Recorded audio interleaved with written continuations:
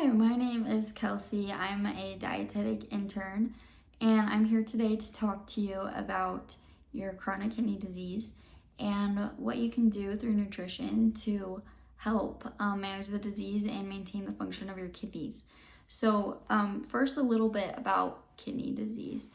In a healthy person, kidneys are really good at regulating the concentration of minerals and compounds in your blood that stay in your body.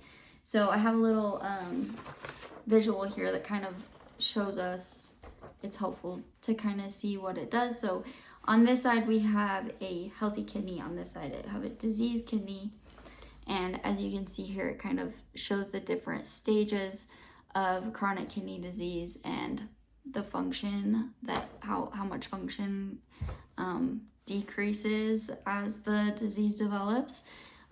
So in a healthy kidneys, you can see there are certain nutrients that the body wants to retain, that the kidneys help regulate, and it can kind of change depending upon the body's needs. For example, if your blood pressure is low, the body signals to the kidneys to keep sodium instead of expelling it through the urine.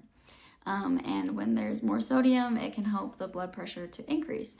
But as you can see, in a diseased kidney, we're losing some of those nutrients like albumin, which is like protein that your body usually likes to retain. It's not so good at regulating the concentration of minerals and nutrients in your body. So that can cause a lot of problems. The goal with proper nutrition is to make up for the decrease of kidney function and to help maintain the remaining life of the kidneys as well.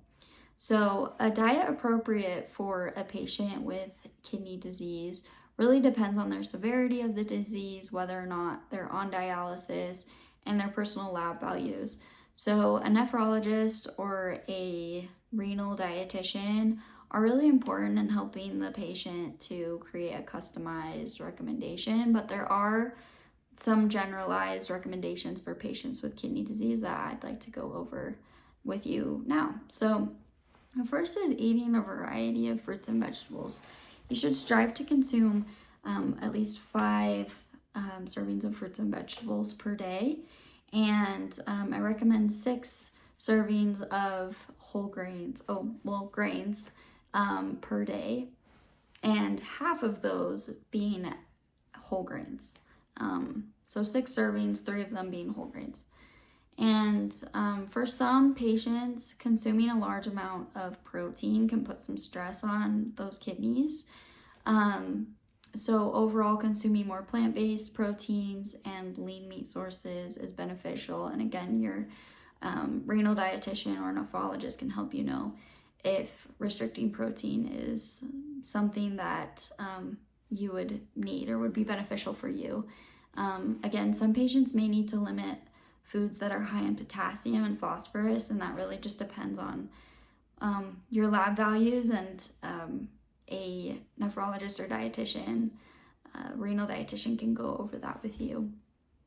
And then there are a few nutrients that you may need to restrict with the severity of your disease, and one of them is sodium.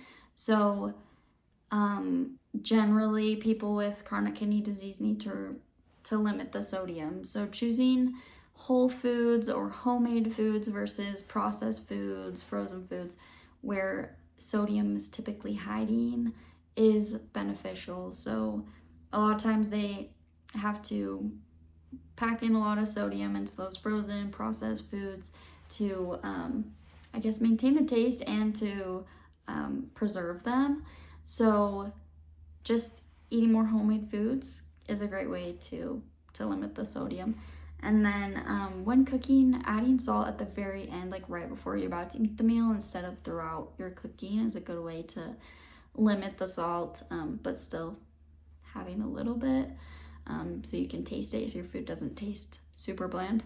And some patients, again, may need to restrict fluid or protein, and a dietitian or nephrologist can help you determine that. So I hope this has been helpful for you.